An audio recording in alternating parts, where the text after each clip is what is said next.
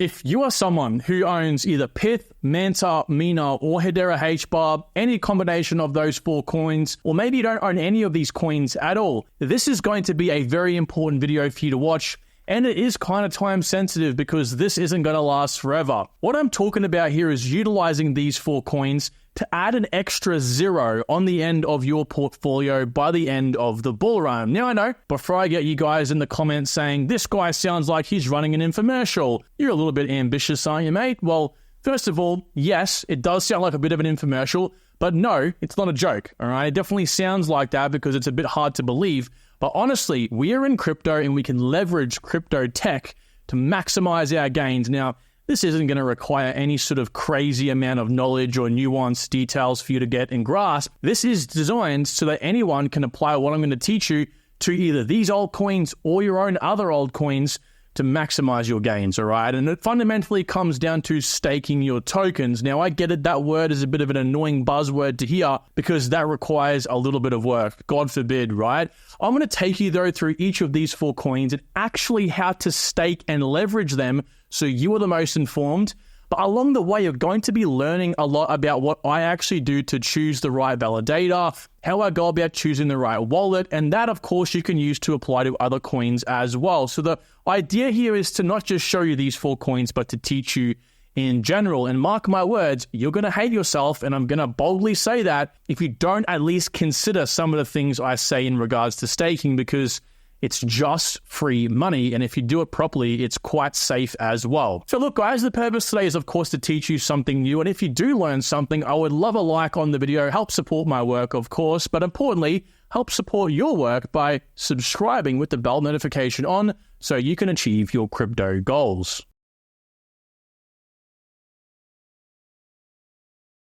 Now, I've made well and truly around 50,000-60,000 US dollars staking my cryptocurrencies over the last 4 months. And some of you might be thinking to yourselves, and I've had my fair share of arguments down below with people who are quite naive on this topic, that no, you aren't looking at the value they create now. If you earn 100 MINA tokens right now for a single month, you might think to yourself, that's 100 times, $1.30, that's like, what, 130 bucks? No.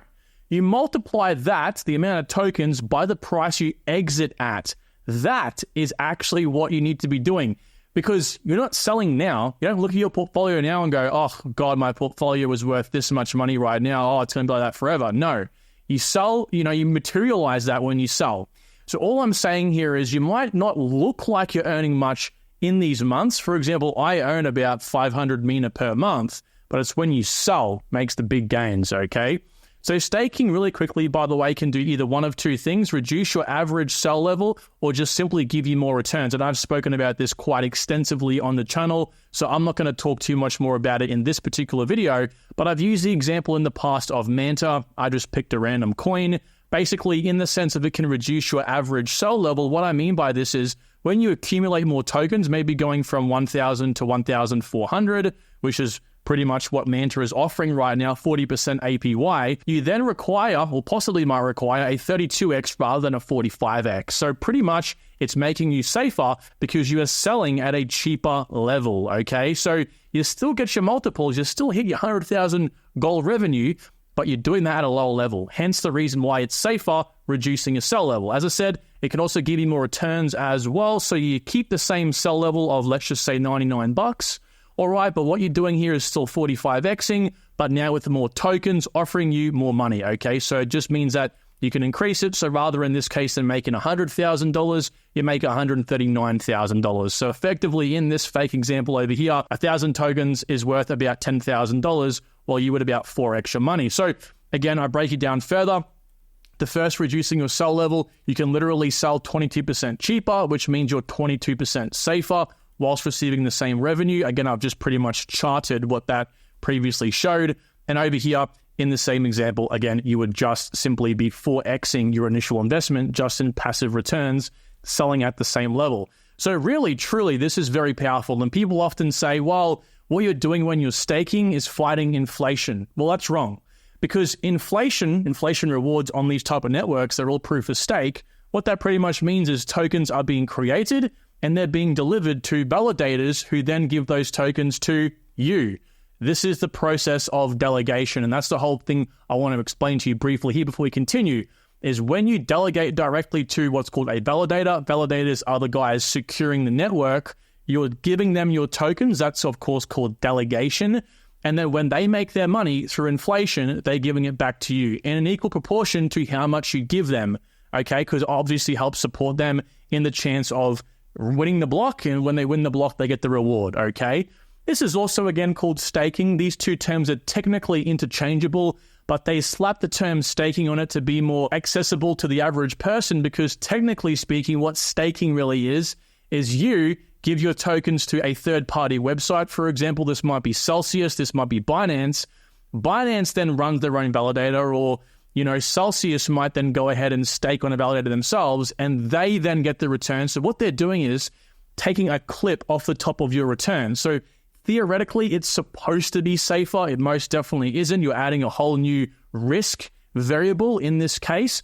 So you, and doing what I'm going to show you today, getting a hot wallet, getting your own non-custodial wallet, and then making sure you choose that correctly, and then choosing the right validator allows you to cut the middleman out, get the most rewards possible, whilst being safe, and again, doesn't affect inflation, because inflation is depreciating technically the value in terms of the US dollar, but you're accumulating tokens, not US dollars. So because you're accumulating an asset, assets appreciate versus the dollar, and in crypto, we all know, by a lot. So of course, that means you're going to be making more money, as well as the whole fallacy behind why inflation actually is completely wrong in crypto. I'm not going to go there. Those channel OGs know exactly what I'm talking about when I say that. Now, whether you know it or not, there is risks involved with anything you do in crypto. And when you stake, you're pretty much giving your tokens to a third party. Now, a lot of the networks out there pretty much have no risk at all. One of those is Hedera, which we'll mention in a moment. Literally, it's like no risk. If something happens to the validator, you don't run any risk of losing your tokens. But there is those circumstances that still might come up depending on your project, and we will touch on those momentarily. Now, this is, of course, another extract out of my course on optimizing your portfolio. And we can look at staking, so using those third-party websites, and delegating, okay, going directly to the source itself. And I pretty much toss and turn between these, but even though there are risks for delegation, if you actually look at these individually, they're very nuanced, hypothetical examples. It doesn't happen for most projects out there. These ones are very real. You do also run the risk of, when you decide to give these validators your tokens, the network sometimes locks them up for a period of time. So what they'll do, and as we'll see with Manta, is that when you stake, it's locked for 7 days. So you can start earning rewards, but if Manta pumps all of a sudden and you want to take your rewards out, or your tokens, you have to wait 7 days, and that often does mean you've missed the entire pump. So some of this is very important, and yes, you are going to require the occasional quick checkup on your delegation, because sometimes nodes do go offline, as we'll see again with Manta, and that means you don't earn any rewards. So it does require the occasional, probably once a day, once every couple day, quick, okay, have a look, it's all good, move on. 10 seconds out of your life. Now, we're about to get into these coins, but I want to say, if you are someone who doesn't have your coins listed here, or you listen to me explain it for these projects and you're still a bit confused, this website right here, Staking Rewards Calculator, I'll leave the link down below, of course, will pretty much give you most assets. There's 50 listed here, and you can kind of plug and play. And I will show you briefly how to use it. So I'm on Near Protocol. Of course, you can pick any project on this list. Step 2 is choosing a provider on Near. So there's a big long list. Let's just pretend, of course, we've found one. Let's say Binance, and you click into it. It might come up with 2 different options in some of these projects. The 2 options are the difference between you staking Near tokens via a Near Protocol wallet through Binance, which is usually the one that offers you high rewards. Like I said, go directly to the source. Sometimes I have the second one here, which pretty much means you can stake Near on Binance. So they go under the guise of, it's safer, you can trust us. And it's obviously going to have a slightly lower reward rate. So big shout out to Staking Rewards for actually having 2 options on here. But let's pretend we'll obviously use a Near wallet and stake directly through Near via Binance. Now, to use this, I would recommend always clicking the amount of tokens you have, all right? So let's just say we have, 10,000 tokens, for example. And then we're going to click the staking time. So 1 year, I'd probably say 1 year would be the max I would look at staking, just because of the current market situation. Now, this is important. What price you expect to actually sell at which is again why you're not, looking at the accumulation price now. You're looking at when you decide to sell. Let's say NIA goes to $50, most definitely could achieve that. This isn't going to really tell you much. So what you want to do here is then click across to USD. This will now tell you how much you currently have and, of course, the earnings. So, of course, up here in dark blue, non-compounding, so you're just taking the rewards out straight away. Compounding means you take the rewards you earn and put it back on the total. So over time, the percentage will reflect the growing balance. You'll have selling rewards as well. Of course, this just means you're selling your rewards out into cash straight away and not staking. So I like to use the probably dark blue or light blue and pair that with the purple, okay? So we can kind of have a quick look here. Dark blue, $482,000. Purple is $438,000.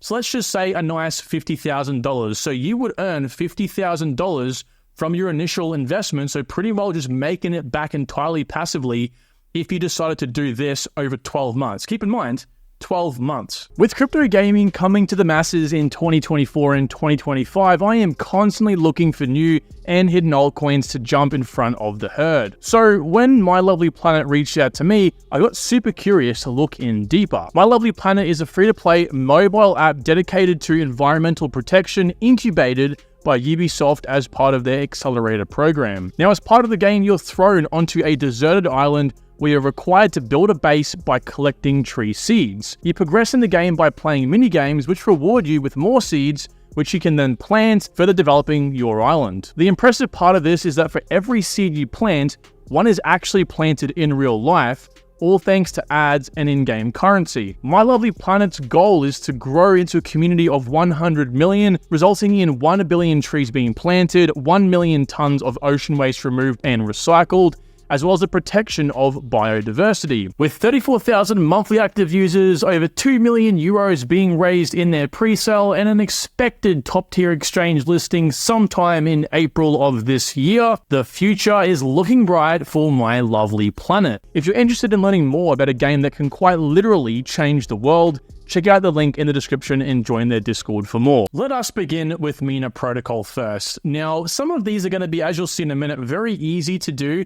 Some of them just require you to be quite specific with only the wallet you choose. Validators don't really matter as much. Some of them are going to require really dedicated time to doing it properly first. And so this is kind of going to give, again, everyone a very nice overview of what to look out for in their own coins. So MINA is a zero-knowledge proof-based layer 1 that I think is going to do really great in the bull run. And I think a lot of you guys agree, which is why I have a lot of people suggesting I cover this. Now, the first thing you, of course, have to do, once you buy your tokens, which usually, I'm not going to lie, I buy on a centralized exchange, the first thing I think of is, where can I store these tokens on a non-custodial account, basically where I own my own keys, I'm my own bank? Well, what I usually do is come to the website, see if there is any sections on the About blog.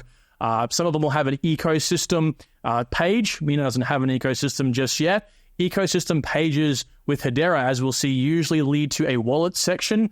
But what I typically do with MINA, or what I did with MINA, is I came over here and typed in MINA protocol wallets. It's very simple. Google is your friend. Just know how to use it carefully. And so we can, of course, come through. What I'll always try to find is a MINA protocol page itself. Don't go into these blogs. Be careful with Reddit. Some of these places are really dodgy, right?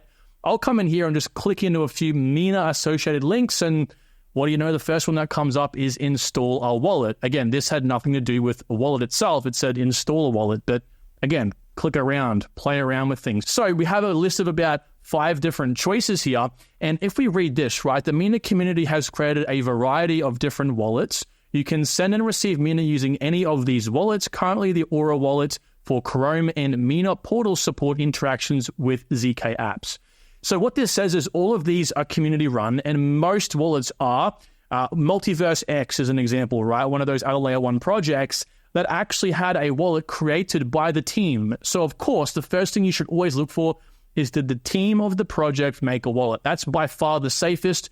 Usually the protocol enforces that wallet and supports it. So that's the best way to normally go. But the next best thing you want to do is find the one that looks to be the most used and developed, which in this case clearly indicates that Aura Wallet and MINA Portal, right? They mention them by name here. They do have more accessibility towards the MINA ecosystem, which is what you want to find. There's obviously a better connection there with the team and the project itself. So I went with Oro Wallet myself. Go through, click on a few of these, and to be honest with you, some of them are just going to be like looking at the website and getting a good feel of what it is itself. If it looks kind of crappy, don't do it. Do not do it. Now, you can go the extra mile and have a look through these and see how many people download it and so on. But again, I definitely trust Oro Wallet because I've been using it this whole entire time. So I'm on Brave, which is kind of similar to Google Chrome. So just use Google Chrome if that is you, and come to this page and just click add to Brave. Very simple, right? And so once you've added it to Brave, obviously pin it to the top of your taskbar. You can't really see mine, of course. And then all you want to do is obviously open it up. As you can see over here, click into it. It'll take you through the normal process.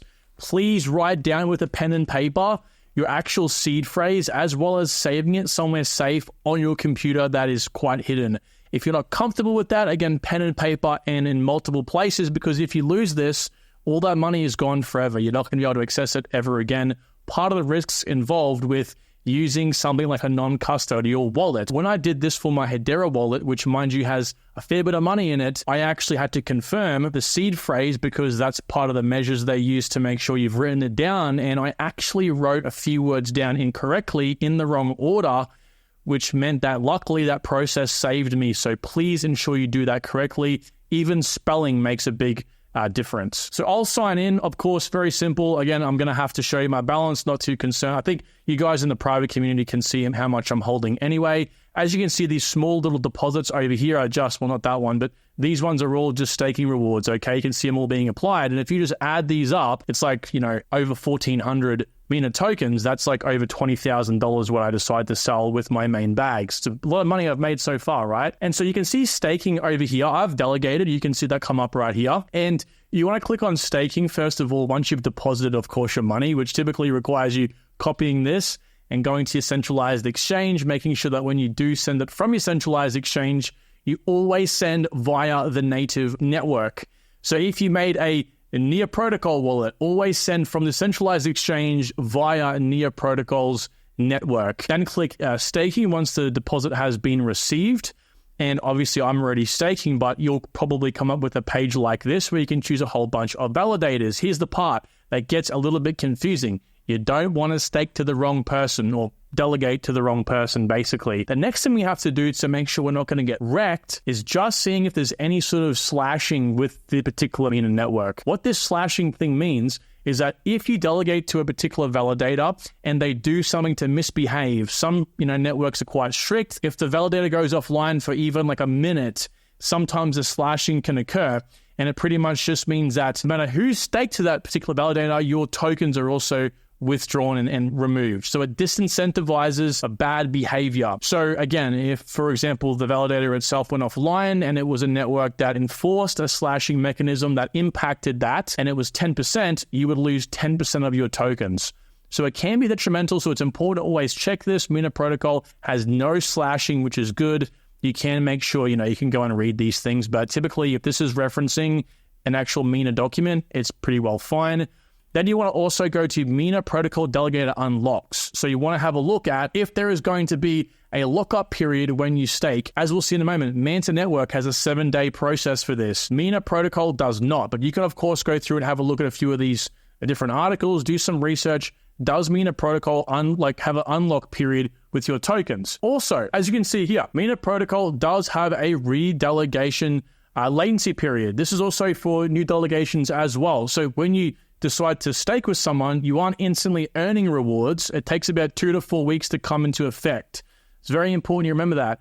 Also, it takes about 2 to 3 weeks, and probably 4 weeks at max, to receive these rewards. It all does depend on what's called the epoch, all right? So it's important to have a look, but this little link you'll find here, and you can also search this on Google, right? MINA protocol validators, for example. Like I think I've searched it over here to even find this page, right? MINA validators. You want to find a page that actually has a list of all the different MINA validators themselves. Again, another example would be just simply clicking dashboard over here, and it'll take you to a similar page. But all we're trying to do is just find where there's a whole bunch of validators, like we had to obviously choose before with the wallet, that we can pick. We don't want to pick the wrong one, because if we pick the wrong one, as you can see here, some of these guys have a 100% fee. So you make no money staking with them. You're making a big mistake, right? Some of them have larger fees, like 10%, while the majority might be 5%, for example. So you might be more incentivized to go with them.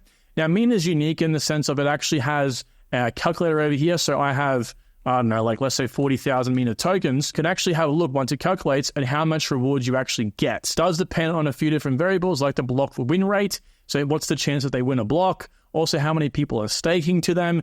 And all that comes into effect, okay? So this isn't very accurate because I'm staked with Aura Wallet themselves, and I'm definitely earning more than that. So with that being said, we can see here again, checking the fee. We also want to see if there is some sort of score that indicates their validity or their reputation, right? They have a very bad reputation. We don't want to go with them. In this case, we don't really. So you want to kind of go with a name brand. Now, obviously, we're using Aura Wallet, so it makes sense just to be safe and go with them.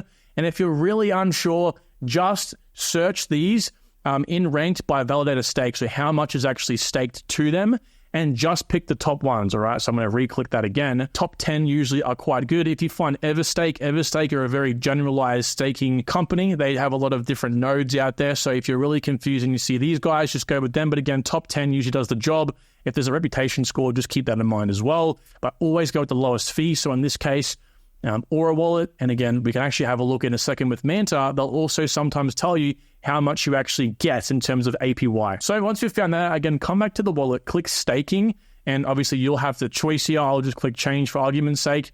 Aura Wallet themselves, very simple. Just keep Aura Wallet clicked on there. I'll go back here and re-go into that for you. So memo, you don't need that. That just has like a little transaction notification on there. Always just go whenever you feel like for the fee, of course. And you can just simply click next, right? And confirm. That's it. Done. It'll just run you through. Again, you won't be receiving rewards for quite a while, but 2 to 4 weeks. But once that comes into effect, it's definitely better than nothing. And again, since there is no staking, unstaking process, it's very simple to get back out again. As a reminder, when you go to send the tokens from the Aura wallet or any wallet associated with the network itself to a centralized exchange, maybe to sell, for example, just keep in mind, when you receive the network, you always click on that protocol's network. So you wouldn't, for example, click the MINA token on the Binance Smart Chain. Not that that ever would be an actual thing. You want to make sure it's the MINA token on the MINA network. That way you get those tokens sent over correctly. Just remember, always do a test first. Before you move on, MINA and Hedera and some of these other projects will actually have the feature, because there's no unstaking process, when you send a transaction to the wallet, it'll instantly stake your tokens. Now, this makes sense because technically the tokens are liquid, which means that you can move them around and do whatever you want with them, and there's no really big hoo-ha about it, okay? So that's, of course, a good thing. Like you can see here, I've sent a few times a couple different transactions into this account, and it just instantly goes and adds onto the total. So let's discuss Manta, and I wanted to put them in second because Pyth and Hedera are pretty easy going, but these guys are probably one of the hardest because there is a little nuanced detail to it, thanks to the fact that there's a layer 1 and a layer 2. Their layer 1, I believe, is Manta Atlantic, and their layer 2 is Manta Pacific. And I did a lot of playing around and trial and error when I came to use this because I was sending the tokens to the wrong network and I had to bridge them across. So the first thing, of course, you want to do in this case is click the ecosystem. That's where we find the wallets. Scroll down, look for a section for wallets. Bang, there it is. We have a pretty nice selection. Now, I, again, will always choose the one built from the team itself because if there's any issues, they can always rectify those, usually if there's a hack or something, all right? Another really good notable alternative here is Polkadot.js or Talisman. Now, of course, the one run by the team here is Manta Wallet. So you want to click into that and verify it is, of course, run by the team. However, look up here. Now, one thing I want to note is please read the reviews. Have a look at this and maybe even download it and actually add it to Brave or whatever browser you're using before you send tokens. Because like some of these guys sit down here, there is no way you can actually withdraw your tokens from this particular wallet. So if I go ahead and open mine up, I'll show you what I mean. So you can see there's no withdrawal function here, right? There's literally nothing. So that immediately seems a little bit weird. And I do believe because they have the bridging feature between this, which is their layer 1 wallet, and their layer 2, which is built on MetaMask, that acts as almost that sort of withdrawal feature. And as well, you can use a whole bunch of other platforms. So make sure you read this. And again, if you really want to trial it out, download it first, play around with it, maybe trial around with one of the tokens, for example, and if you don't like it, then you can choose another one, right? But I've gone with these guys because I can easily bridge out of it. You might not be comfortable with that. I think Polkadot.js is a great alternative. A little bit more complicated to use though. Now, of course, the next thing we're going to do here is Manta Network validators.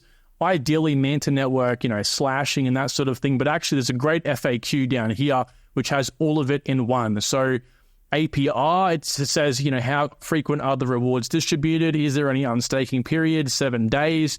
Is there a minimum stake? 500 Manta.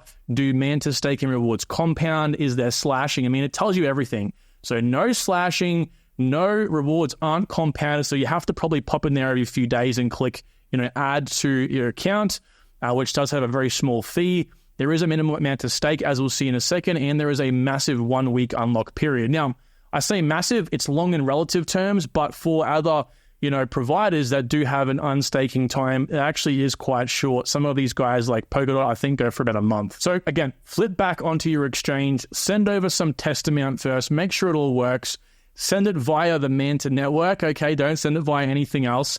And of course, you want to have access to it. Now, it's important with Manta, you send it to the actual layer 1 itself, so on Polkadot. So that's why Polkadot.js and all the other ones down here are the best. I wouldn't use any of these centralized exchange ones, because if you do decide to send it to the MetaMask, which I will show you here, this is my MetaMask account that is connected to the Manta Pacific mainnet. This is the layer 2. So what I found was you can't stake via the layer 2, you can only stake via the layer 1. So again, you're going to have to go on here, click Stake Manta at the very top, and then you're going to have to use their bridge function to bridge between the two to get it onto Atlantic. So you'd swap from here. I would not recommend it if you can avoid it. So when you're on here, it'll ask you to connect your layer 1 and layer 2 account. In this case, it's my MetaMask and my Manta wallet itself. Then you will be able to bind. And then once you've bound your tokens or your wallet to this particular interface, you can choose the validators themselves. Now, here's the thing. There is no breakdown of anything like MINA. MINA is great for a whole bunch of reasons, right? They're just a whole step above the rest, in my opinion. And these guys, I would definitely go. I wouldn't click anonymous. You don't want to do that, okay? There's no negative thing here. If they shut up shop and they leave, you're not going to have your tokens gone with them. It's all done through the network itself, so it's all secured. What we're trying to avoid here is the status going offline. It happened to me for a bit. This particular node over here went offline for a little bit. So if that happens, you want to be in here and checking. But again, if you unstake, it does take 7 days. So how I would kind of look to sort all this is look at the amount staked from highest to lowest. Look at the APR. Don't always look for the highest APR. Sometimes it's a bad thing because they sometimes make it quite high to get you suckered in. And who knows, if there is a slashing mechanism, you don't want to do that. Again, if you do it all directly through the network like we're doing here, they can't take off with your money basically, right? So it does have a minimum stake, which is kind of the bummer here. Now, if you don't have a minimum stake, you're going to be unable to stake to that particular node. As you can see, some of these guys have, very, very low amounts. 25% is a lot of APR, okay? So that's actually quite good. The real bad thing about Manta is that you can get pushed out of your own node. So if you fall, see I'm ranked 19 out of 100, if you fall to rank 101 or more, you no longer receive rewards. So it's like you're kind of forced to continue, making sure you have the most money and you're inside the top 100. So there is a downside to that. The benefit of using Manta and staking through this is you're not just getting high APY, you're also getting the chance to get into some airdrops, which is the other aspect of staking. So once you've been staking and your rewards begin to accrue over a 6-hour period, they'll begin to show up. You'll be able to click basically collect, and you can collect those rewards for a very, very small fee on the network, of course, and that will be added back into your total balance if you decide to then use those tokens in the wallet to then stake. So just click stake again. You will choose, you can see my current balance. This is all, by the way, my passive rewards I've gained over the course of time. So you can see I'm adding the most amount I possibly can, stake, and it'll spin up for a second here, approve, and done. It'll be sent off and it'll be added to the top. This will of course change and be added to this. So that's what you'll have to do basically when you click collect, is go through that process every single time. Now that's called compounding, and it most definitely is worth doing. I would probably say once a day, maybe once every 2 days. Now to unstake, it's very simple. You just come back to this page, click unstake, click the amount you want to unstake, and then click unstake. All right, pretty simple.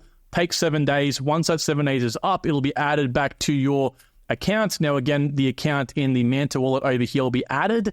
Now, that's when you'll likely, if you use that same Manta wallet, have to come to the bridge and then send it from the layer 1 to the layer 2, go into MetaMask, and then from the layer 2, send it off. Again, it will still be the Manta network you're sending it on, even though it's on the layer 2, it's on Ethereum. So it's always Manta. All right, let's quickly run through the last two. Now, Hedera is next on the list because they are another liquid staking based network. So they are the most flexible. The only issue is they have the least rewards possible. So just like we did with Manta, we want to click ecosystem and then Hedera ecosystem.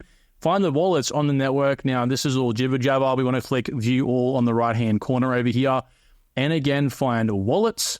And that's going to take us to all the wallets. If it populates, there we go. So we can see already there are some recommended over here, okay? Now, Hashpack is the one I'm currently using, and I've been recommending to people because I've known about them for a long time. A quick, again, search on each of these websites goes a long way. I mean, this is where you're storing your damn tokens, which is what we're trying to do all this hard work for. So do your research, have a look at some of the reviews, maybe watch a few YouTube videos, so on and so forth. So again, click Get Hashpack. I mean, look, honestly, I'd recommend most of these. I mean, from what I've seen so far, they're all good. The next one probably in line would be Blade Wallet, at least from what I've seen. Again, they recommend both of these. Very simple, pops up, install on Chrome or whatever you're using. You can even launch in the web app itself. Now, again, I'm going to go and sign in over here, but you'll go through that process like the other ones as well, punching in those seed phrases and writing everything down for the love of God, okay? Now, with this one, it's fun and easy, all right? So you can literally stake directly in the application itself. You can see here, I'm currently staked to LG, but you won't obviously have this. You'll just have stake your tokens, and you can choose any of these validators. Again, before we go and jump the gun over here and pick one of these guys, you want to go and have a look what their nodes are actually even giving us in terms of rewards. Now, searching up Hedera validators won't really yield any good results. So what you want to probably do if you can't find anything is go to the best explorer possible. So typing in Hedera Explorer will tend to do a pretty good job and go through some of these, right? Now, Hashscan itself does have the nodes listed. So you'll click Hashscan, click the nodes up the top over here, and we have a nice list. Now, they're all the same because these guys all have the same requirements and it's all very so-called centralized, right? So same reward rate, you guys can't really see it, over on the right-hand side over here. Again, we can also have a look at how much these guys have staked. So just make sure they are over the minimum. Otherwise, if they do go under, they aren't eligible for the rewards like you can see over here with Hitachi. So, of course, once you've found the one that you want to pick, again, pretty much any of them are fine. Just click into it and click stake. It's easy as that. Now, again, just like MINA, when you send any tokens into this account, it is just going to instantly stake them. The good thing about HBAR is this is the most liquid you're ever going to find. You can also swap in here. There's NFTs, there's dApps. Like, this is a great wallet in my personal opinion. Keep in mind, when you want to send your HBAR to this account, you'll see no checksum and with checksum.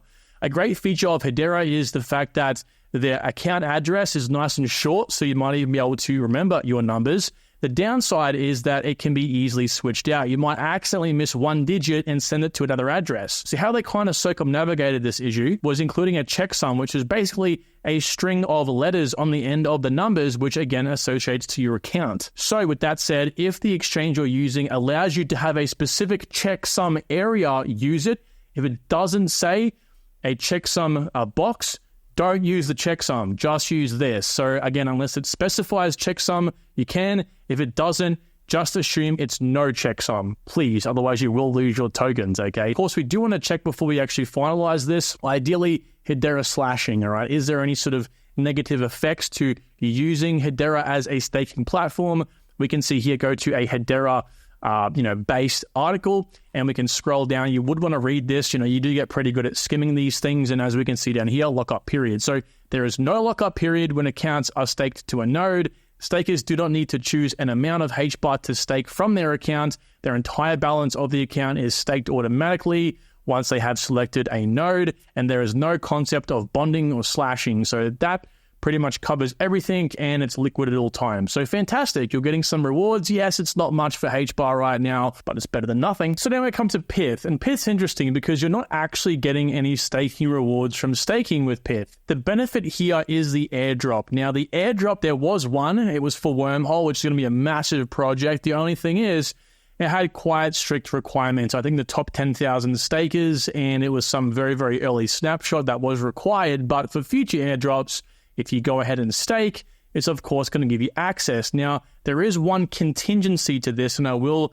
mention that in just a moment. So what we try to look for here is, again, just where do we begin staking? Well, it's very simple. Just type in Pyth network staking, because for whatever bloody reason, they don't have any place, as far as I'm aware, on the website that you can just easily click and then go straight into it. So you'll click on Pyth network staking. The first one will usually be the correct one. It'll bring you to this page here.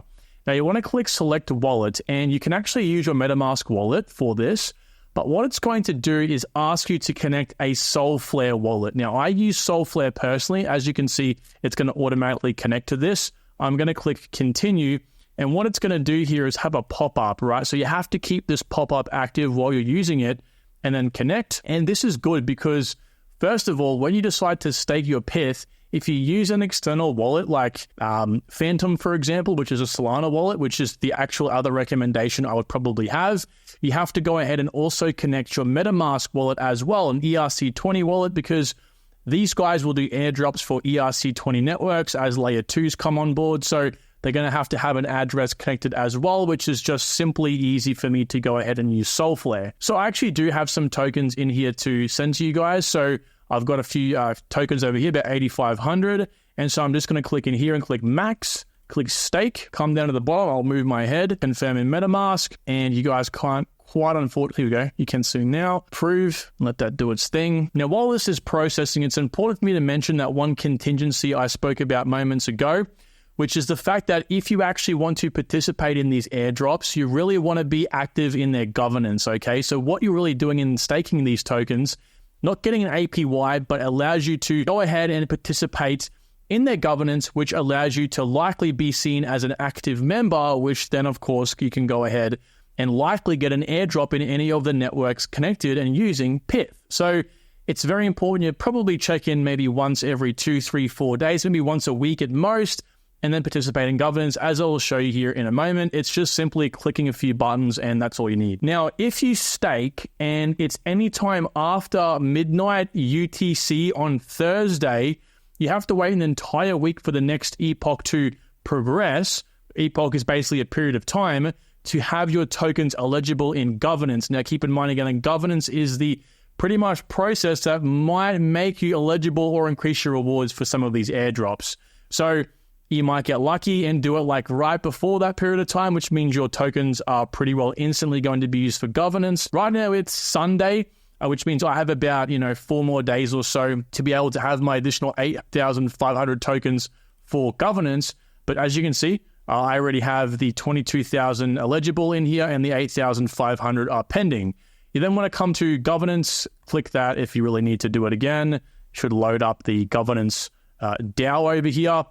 And once you ensure that you are connected at the very top of the page, that should work. Use web wallet. It'll connect up. You'll want to press connect. You'll see your address at the top corner. That means you are there. You'll be able to see your Pyth vote. So when you see this, that means you can vote. And down here, you can see all the previous or current governance proposals.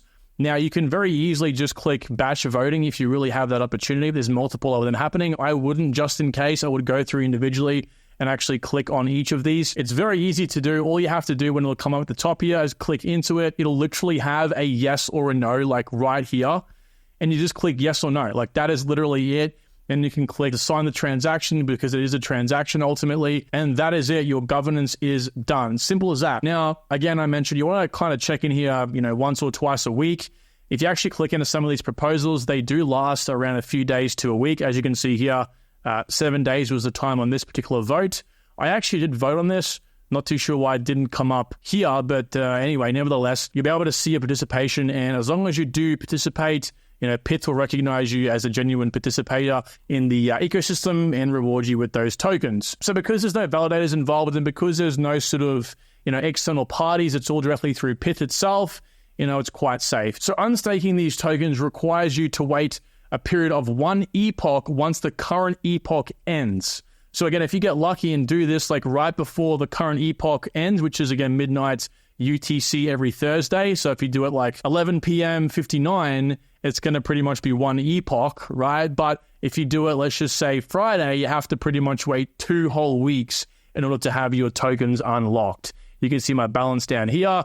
That'll populate up to the new total once the 8,500 tokens is added to governance, 12 a.m. UTC this coming Thursday. So hopefully that makes a little bit of sense. It definitely pays to know this sort of stuff because, again, if you decide to, I'll just wait for tomorrow, and tomorrow being Friday and it's Thursday, and you decide to unstake, that could literally be a whole entire extra 6 or 7 days of you waiting. So that's why it most definitely pays to do your research. Now, guys, that will conclude today's video. Hopefully you have enjoyed. I know how long it was, but this should answer some of your questions on staking in general and also these projects. Now, again, like Pyth, for example, or HBAR, you're either getting none or very little APY, but anything helps. If you can accumulate, like for me, HBAR, over the last 4 months, I've got about 1,200 extra HBAR tokens, which means if you push that forward over the next 8, 9, 10, 12 months, maybe even longer, that might end up being 5,000 or 4,000 HBAR tokens, which means if I sell at $2, it's $8,000. That definitely helps. So it's worthwhile.